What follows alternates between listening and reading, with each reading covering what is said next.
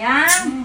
Tamahan mo ako mamalingke. Maaga nga akong ginising ni mama para mamalengke. Bago din pala kami umalis ng bahay, sabi ko sa kanya, gawa muna kami ng intro. Cute! Medyo inaantok pa nga ako ngayon, pero kailangan kong bumangon. Kasi di ba sabi nga, para kanino ka bumabangon? Bumangon na ako ngayon para sa'yo. Charot! Pagkatapos ko pala makapagbihis, pinuntahan ko na si mama. Nililista pa nga niyang ibang kakailanganin. Kasi halos ko konti na lang yung mga stock na nandito. At saka yung mga iba wala na. Kaya yung mga ibang paninda, hinahanap na nandito sa tindahan. Habang naglilista nga si mama ng mga paninda, kinuha ko na nga muna yung susi ng BMW para ma-ready na.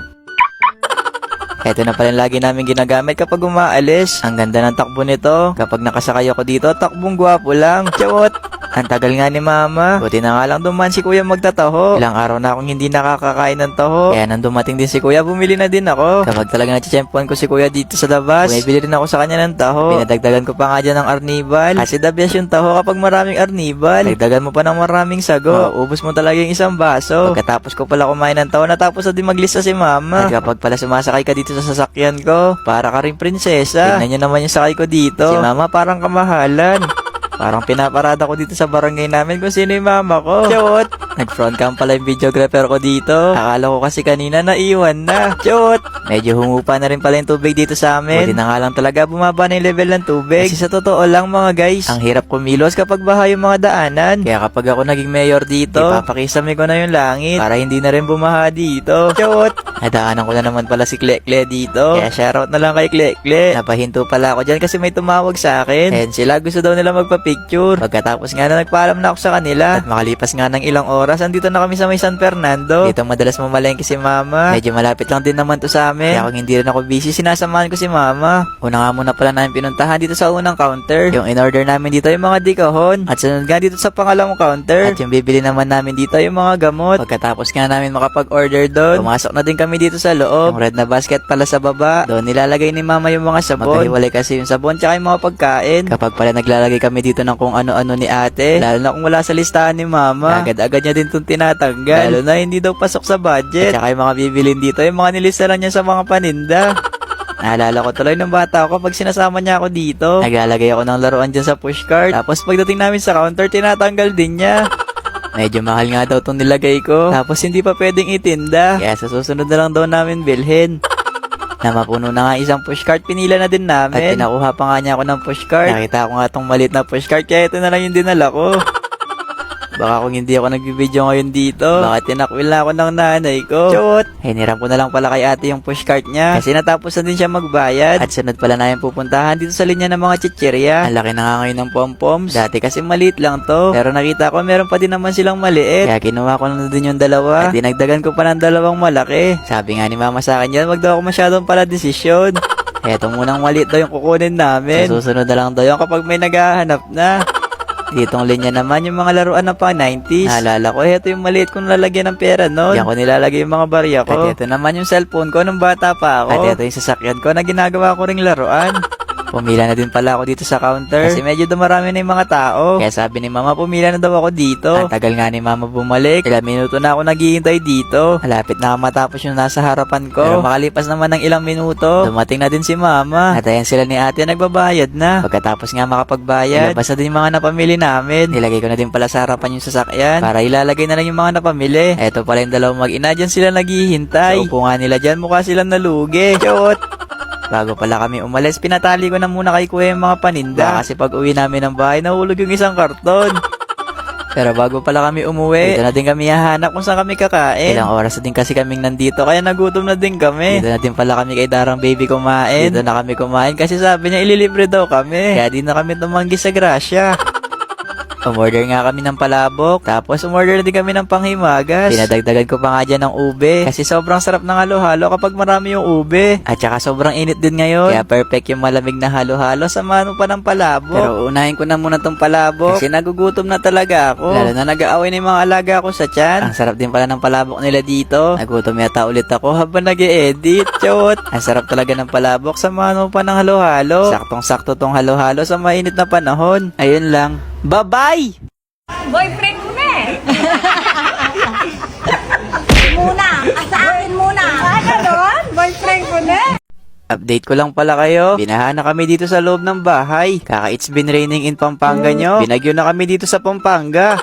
Medyo bumaba na nga yung tubig ngayon. Kasi kagabi medyo mataas yung tubig. Hindi na ako nakapag-video kagabi. Kasi ang bilis pumasok ng tubig sa bahay. Kaya kagabi, halos yung mga gamit dito, nilagyan na lang namin ng case sa baba para hindi tuluyang mabasa yung mga gamit. Sayang kasi kung masisira. Tsaka wala na din kami pambili. Hindi yung tiyawot. Pupunta nga ako sa tindahan para makita nyo na din yung tubig na pumasok sa tindahan. Tinaas na lang din namin yung ref tsaka freezer kagabi. Posible rin kasing masira yan kapag nababad sa tubig. Eto nga si mama nagtatago sa gilid ng ref. Ayaw daw niya magpakita. Kasi naman natsyempo daw yung nag-video ko. Yan daw yung lagi niyang suot. Naginginga ako dyan kay mama ng face mask. Kasi aalis muna ako. Meron kasi akong kailangan na biling damit. Nagagamitin ko rin papuntang Manila. Bukas na din yung alis ko. Kaya kailangan ko na din mabili ngayon. Patulong na din pala ako kay kuya tsaka kay ate. Para mabilis na lang din kami makauwi mamaya. Etong kolong na lang din pala yung gagamitin namin. Simula din pala nung umulan dito sa amin. Yung araw-araw na naming ulam, tilapia. Eto nga yung crossing namin. Halos yung mga nakadisplay mga tilapia. Baka bukas at sa susunod na araw, magmukha na kaming tilapia.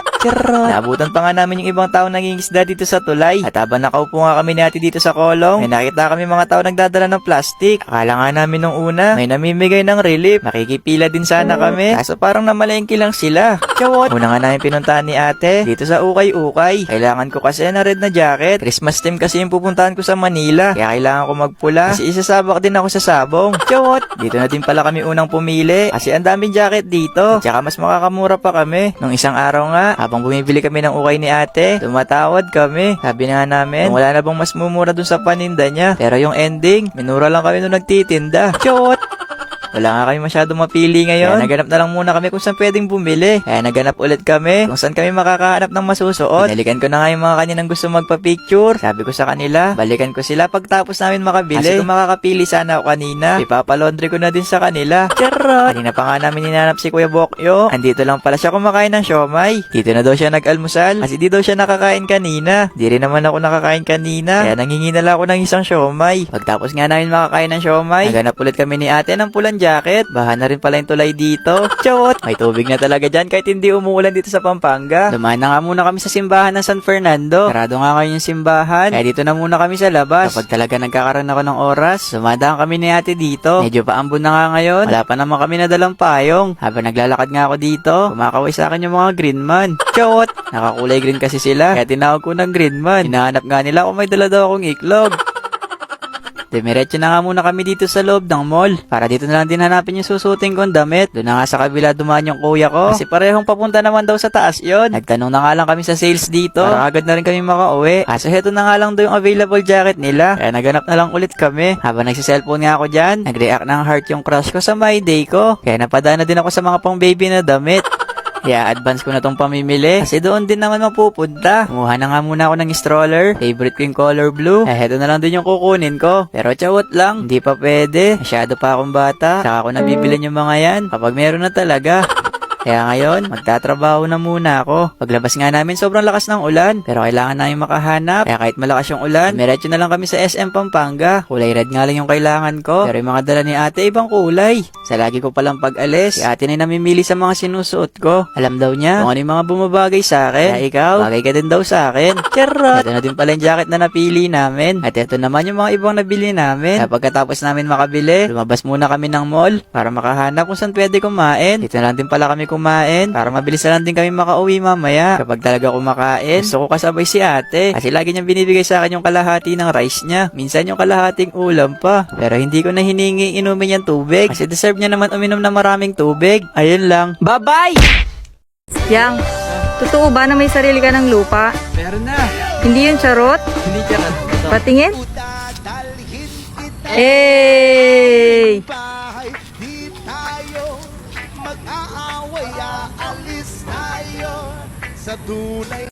Ngayong araw nga, mamimili daw kami regalo ni ate. Yung ilang kasi sa mga customer namin, gumraduate sila kahapon. Kinuha ko na nga yung bagong walang laman. Cute! Wala talagang laman yan. Props ko lang yan kapag umaalis. Nadaanan ko pa nga yung inaanak ko dito. Sabi ko sa kanya, sa Pasko na lang. Dito na din pala kami dumaan ni ate. Kasi balita namin may nagbe-birthday dito. Sakto nga hindi pa kami nakakakain. Hinaya nga kami dito. Sabi ko naman, meron ba kayong palabok? Charot! Dito pala kami madalas dumaan ni ate. Kasi shortcut din to. Shoutout ko na din pala si Bobo. Naglalaro din yan sa computer shop. Magko-commute lang pala kami ni ate. Kasi isang sakay lang din papuntang San Fernando. Kapag nadaan ka na dito sa tulay, alam mo na din na nasa San Fernando ka sana. Sa mga taga Pampanga pala dyan, comment mo dyan sa baba kung ano yung kwento mo dito sa tulay. Kasi ako, nahuli ako nag-jaywalking ng traffic enforcer. Kaya ngayon, marunong na akong tumawid sa tamang daan. Hindi yun chawot. Bago nga kami mamili ni ate, diretso na muna pala kami sa simbahan. Ko na lang din pala naabutan na bukas yung simbahan. Kaya pumasok na din ako para magpasalamat at i-bless na din sana ni Lord yung mga nanonood sa mga vlog ko. Kakatapos lang pala ng mass dito, kaya ipapakita ko muna sa inyo kung gaano kaganda dito sa loob ng simbahan ng San Fernando. Kadalasan, pagkatapos ng mass, dumidiretso sila dito. Yung mga wish ko pala dati pag pumupunta ako dito, ngayon unti-unti na rin natutupad. Sa totoo lang, yung dating wini-wish ko maging artista, pero yung binigay sa akin ni Lord pagiging vlogger. Pero masaya ako sa binigay ni Lord kasi para rin akong bida sa sarili kong vlog. Ako na din yung director. Tulad nga ngayon, sabi ko sa kanila, paglabas ko magpa-picture na sila. Babayaran ko na lang sila ng tagi-100. Charot! Shoutout ko na din pala si ating nakapula. Pareho pa kaming nakapula. Baka bigla kami sumabog. Charot! Pagkatapos nga ng mass, medyo madilim na din. Dumiretso na din kami sa mall para makahanap na rin ng mabibiling regalo. Meron kasing isang batang lumapit kay ate. Graduation na daw nila. Kaya gusto daw niya ng regalo. Tinanong nga namin sa mga customer namin kung sino pa yung iba na graduate para bigyan na din namin yung iba. Baka kasi yung iba hindi nabigyan. Bigla nagtampo. Hindi na maglaro sa computer shop. Charot! Halos mga t-shirt na lang pala yung mga binili namin. Kasi alam din namin magagamit din nila to. Habang namimili nga si ate, tinawag ako ng mga sales. Sabi nga nila sa akin, charot! Sabay-sabay pa naman sila. Nahiya ako bigla. Sa voice over ko lang kasi sinasabi yung charot. Pagkatapos nga namin makapamili ni ate, binayaran na din niya para makauwi na din kami. Nakita pa nga ni ate, yung teacher na mga naglalaro sa amin. Isa din daw siya sa nanonood sa mga vlog namin. Wala nga kami nakita nagtitinda ng pambalot dito. Kaya pagkatapos namin makapamili, lumabas din kami ng mall para makahanap ng pambalot. Balak din kasi namin balutan yung damit. Medyo malamig kasi ngayon, kaya kailangan din silang balutan. Chawot! Pagdating nga namin dito sa loob, tinanong ko kagad kung meron silang congratulations na pambalot. Pangkasal nga lang daw yung available. At saka happy birthday. Eto na lang din palang happy birthday yung pinili ko. Para di na rin ako lumayo. Kasi mabait din yung nagtitinda. Pagpasok pala namin dito, naabutan din namin sila tumatawa.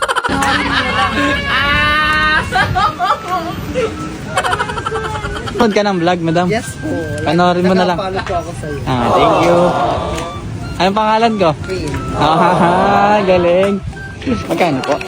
Sige, ano mo na lang. 25 pesos no? Ay, thank you po. Bait naman. Magkano dapat to, ate? Ano? Ito. Ala, baka malugi baka ma-charge ka. Hindi naman. Thank you. Ang bait nga ni ate, kasi may pamasahe pa kami pa uwi. Babalik ulit ako dito kapag kailangan ko ng pambalot. Pabagsak na nga yung ulan dito, kaya binilisan na lang namin yung paglalakad ni ate. Sobrang bilis nga ng paglalakad namin, nasa bahay na kami. Nagpatulong pala kami kay ate Vivian na mag-ayos ng pambalot. Marunong siya magbalot ng regalo. Ako naman marunong ako manggupit. Eto na pala yung nagawa niya. Nagmukha talaga siyang parang regalo. Kasi kami dalawa ni ate yung gagawa dito. Alam na namin kaagad kung ano magiging resulta. Buti na lang talaga, marunong gumawa si ate Vivian. Sinulatan na din pala ni ate ng pangalan para di rin kayo malito sa paglalagay ng balot. Kakaiba din kasi yung size ng mga damit. Yung iba kasing graduate, elementary. Yung iba naman high school. Kaya baka magkagulo rin sa mga size. Nagpasobra din pala kami ng mga damit na binili kanina. Baka meron pa kasi kami nakalimutan. Tinabi ko na muna pala yung ibang sobra kasi natutulog na yung iba. Anong oras na din kasi kami nakauwi. Kaya yung iba nakatulog na. Pinapunta ko nga pala sila ng gantong oras. Sabi ko sa kanila may shooting tayo. Chawot!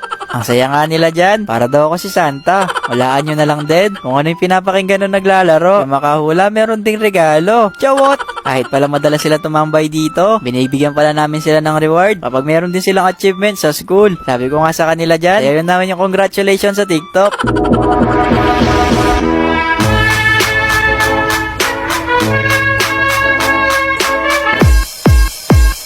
Wow! Congratulations!